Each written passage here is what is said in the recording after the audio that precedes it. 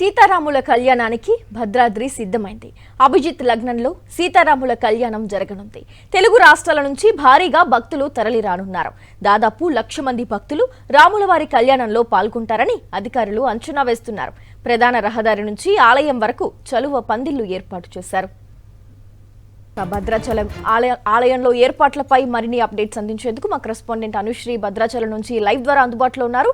అనుశ్రీ, చెప్పండి, అక్కడ ఏర్పాట్లు ఏ విధంగా జరుగుతున్నాయి?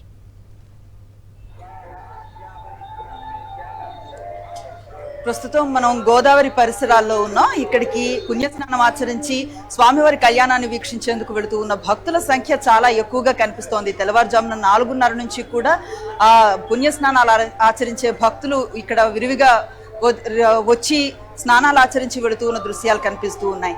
ముఖ్యంగా రాముడు త్రేతాయుగంలో చైత్ర శుద్ధ నవమి రోజు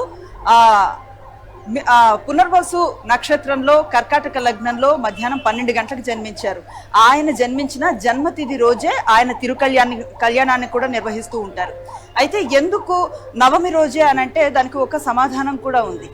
9 అనే అంకె పరమాత్మను సూచిస్తుంది. ఈ అంకెతో ఏ సంఖ్యతో హెచ్చించినా కూడా చివరికి 9 వస్తుంది. అంటే ఎన్ని రూపాల్లో ఆయన్ని కొలిచినా, ఆయన ఎన్ని అవతారాలు ఎత్తినా, ఎన్ని పేర్లతో ఆయన్ని తలిచినా చివరికి ఆ లక్ష్యం ఒక్కటే, అసలు స్వరూపం ఒక్కటే అన్నది ప్రపంచానికి చాటి చెప్పడానికే శ్రీవారు ఆ నక్షత్రాన్ని ఎంచుకున్నారు అని చెప్తూ ఉంటారు. అలాగే సీతారాముల్ని ఒక దాంపత్య జీవితానికి ఒక అద్భుతమైన ఉదాహరణగా చెప్తూ ఉంటారు.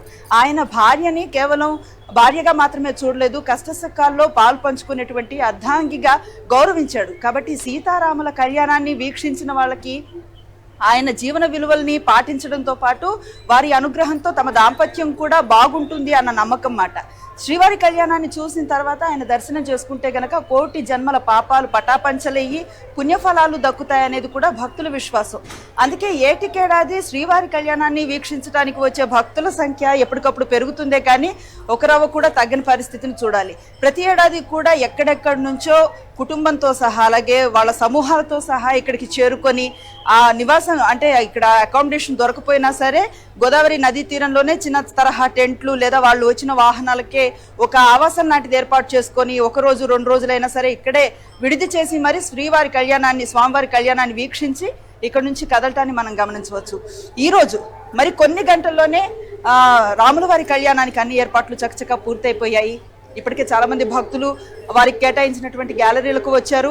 అక్కడ కూర్చొని ఎప్పుడెప్పుడు రాముల వారు సీతమ్మ వారు అక్కడికి వస్తారు, ఆ కళ్యాణ మహోత్సవం ఇంకెంతసేపట్లో స్టార్ట్ అవుతుంది అన్న ఉత్కంఠతో ఎదురు చూస్తూ ఉన్న దృశ్యాలు మనకు కనిపిస్తూ ఉన్నాయి. అంటే అనుశ్రీ, ఇప్పుడు ఎండ తీవ్రతను బట్టి ఇక్కడ చలువు పందులు కూడా ఏర్పాటు చేశారు. అలాగే దాదాపుగా 1,00,000 మంది భక్తులు కూడా ఈ కళ్యాణంలో పాల్గొంటారని అంచనా వేస్తున్నారు అధికారులు. అయితే భక్తుల రద్దీని నియంత్రించడానికి ఎలాంటి ఏర్పాట్లు జరుగుతున్నాయి అక్కడ? భక్తుల రద్దీని నియంత్రించడానికి అవకాశం లేదు, కానీ వచ్చిన వాళ్ళు సజావుగా చేసుకునేందుకు ఎటువంటి తోపులాట లేకుండా ముందు నుంచి కూడా ప్రణాళికబద్ధంగా గ్యాలరీలు ఏర్పాటు చేశారు. ఏదైతే మిథిలా స్టేడియం ఉంటుందో స్వామివారి ఆలయానికి లెఫ్ట్ సైడ్ లో ఉంటుంది, ఎడమ చేతి వైపు ఉంటుంది. ఈ స్టేడియం కెపాసిటీ దాదాపు 32,000 మంది ఒకేసారి ఏకకాలంలో అక్కడికి వచ్చి చూడొచ్చు అన్నమాట. అది ఆ మిథిలా స్టేడియం కెపాసిటీ. అక్కడ దాదాపు 26 సెక్టార్స్ ని విభజించారు. ఇక్కడ 150 నుంచి 7,500 వరకు కూడా టికెట్లు కొనుగోలు చేసి ఆన్లైన్ ఆఫ్లైన్ విధానంలో టికెట్లు కొనుగోలు చేసి అక్కడ నుంచి కూర్చొని స్వామివారి కళ్యాణాన్ని వీక్షించే ఏర్పాటు ఉంది. అలాగే ఇంతే కాకుండా దాదాపు 1,00,000 మంది వస్తారు. ఈ 30,000 మందితో పాటు ఈ 32,000 మందితో వాళ్ళు కూడా ఈ గ్యాలరీలకు అవతల ఏర్పాటు చేసినటువంటి ప్రత్యేక సీటింగ్ ఏరియాల్లో కూర్చొని స్వామివారి కళ్యాణాన్ని వీక్షించబోతున్నారన్నమాట. వీరందరికీ కూడా కళ్యాణాన్ని చూసే అవకాశాన్ని డిజిటల్ స్క్రీన్స్ ని ఏర్పాటు చేశారు. మీరు అన్నట్లుగా ఎండ తీవ్రత ఎక్కువగా ఉంటుంది కాబట్టి చలవ పందిళ్ల కింద వాటర్ స్ప్రింకల్స్ ని ఏర్పాటు చేశారు. పైన ఫ్యాన్లే కాదు ఎయిర్ కండిషనర్స్ కూడా ఏర్పాటు చేశారు. సో ప్రతి గ్యాలరీకి కూడా 2 ఎయిర్ కండిషనర్స్ ఉంటాయి. ఎవరికి కూడా వడదెబ్బ తగిలే ప్రమాదం లేదు. ఒకవేళ అలాంటి పరిస్థితి వచ్చినా సరే వాళ్ళకి మంచినీళ్లు మజ్జిగ ఇప్పించే ఏర్పాట్లు కూడా చేశారు. ఈ కళ్యాణం జరుగుతున్నటువంటి ప్రాంగణానికి పక్కగానే ఒక మెడికల్ క్యాంప్ ను కూడా ఏర్పాటు చేశారు. ఏదైనా అవసరం వస్తే గనక వెంటనే వారికి చికిత్స అందించే అవకాశం కూడా ఉంటుందన్నమాట. అంటే ప్రతి సంవత్సరం కూడా భద్రాచలంకి భారీ స్థాయిలో భక్తులు వస్తారు. మరి అదే స్థాయిలో కూడా ఏర్పాట్లు జరుగుతూ ఉంటాయి. మరి ఈ సంవత్సరం అంటే గత ఏడాదితో పోలిస్తే ఈ సంవత్సరం ఏమన్నా కొత్త మార్పులు ఉన్నాయా, ప్రత్యేకతలు ఏమన్నా ఉన్నాయా? ప్రతి ఏడాది కూడా వచ్చే భక్తుల రద్దీని దృష్టిలో పెట్టుకొని ఇక్కడ ఏర్పాటు చేస్తూ ఉంటారు. సమ్ టైమ్స్ ఈ సంఖ్య అటు ఇటు కూడా అయ్యే అవకాశం కనిపిస్తూ ఉంటుంది. ఎందుకంటే కేవలం తెలుగు రాష్ట్రాల నుంచే కాదు, వచ్చే భక్తులు ఒడిశా, ఛత్తీస్గఢ్ కూడా ఇక్కడికి దగ్గరలోనే ఉంటాయి. సో ఆ ఏరియాల నుంచి కూడా చాలా మంది భక్తులు వస్తాయి. ఎందుకంటే స్వామివారి కళ్యాణం చూస్తే వారు అనుకున్న కార్యక్రమాలన్నీ కూడా నిరాటంకంగా వెళ్ళిపోతాయి, సజావుగా సాగుతాయి, ఆయన అనుగ్రహం ఉంటుందనేది భక్తుల విశ్వాసం మాట. అందున ఇలాంటి తిరుకళ్యాణ మహోత్సవాన్ని వీక్షిస్తే ఇంకా పుణ్యఫలం దక్కుతుందనేది వారి విశ్వాసం. కాబట్టి ఎక్కువ సంఖ్యలోనే వస్తూ ఉంటారు. సో వచ్చే భక్తులకి భోజన సదుపాయాలు లాంటివి ఏర్పాటు చేయడం కొంత కష్టంతో కూడుకున్న వ్యవహారం. అయినప్పటికీ నిత్యాన్నదాన సత్రం ఎప్పుడు అందుబాటులోనే ఉంటుంది. వీరికి ప్రసాదాల వితరణ అన్నది జరుగుతూ ఉంటుంది. ముఖ్యంగా రాముల వారి కళ్యాణం అంటే అదేదో దైవ కళ్యాణంగా ఎవరు భావించరు. భద్రాచలంలో ప్రతి ఇల్లు కూడా ఇది మా ఇంటి కళ్యాణంలానే భావిస్తారు అన్నమాట.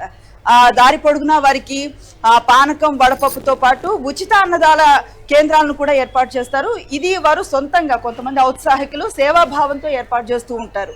సో వారు కొంతమందికి అన్నదానం చేస్తూ ఉంటారు. ఈ మొత్తం భద్రాచలం నలుమూలల ఈ ఆలయ పరిసరాల్లో చాలా హాల్టులు ఉంటాయి. అక్కడ వాళ్ళు స్వచ్ఛందంగా ఏర్పాటు చేస్తారు. సో ఆసక్తి ఉన్న వాళ్ళు వెళ్ళి అక్కడ భోజనం చేస్తూ ఉంటారు అన్నమాట. అయితే ఇక్కడికి వచ్చే వాళ్ళకి ఆరోగ్యపరంగా అలాగే స్వామివారి దర్శన పరంగా మాత్రం అధికారులు కట్టుదిట్టమైన ఏర్పాట్లు చేశారు. విఐపి మూవ్మెంట్ ఎక్కువగా కనిపిస్తుంది. ఎందుకంటే ఈరోజు ముఖ్యమంత్రి ముత్యాల తలంబ్రాలు తీసుకొస్తారు. ఆయనతో పాటు మంత్రివర్గ సభ్యులు కూడా వస్తారు. రేపు రాముల వారికి పట్టాభిషేకం చేయడానికి గవర్నర్ వస్తారు. అంటే రాజ్యాన్ని ఆయనకు అప్పగిస్తారన్నమాట.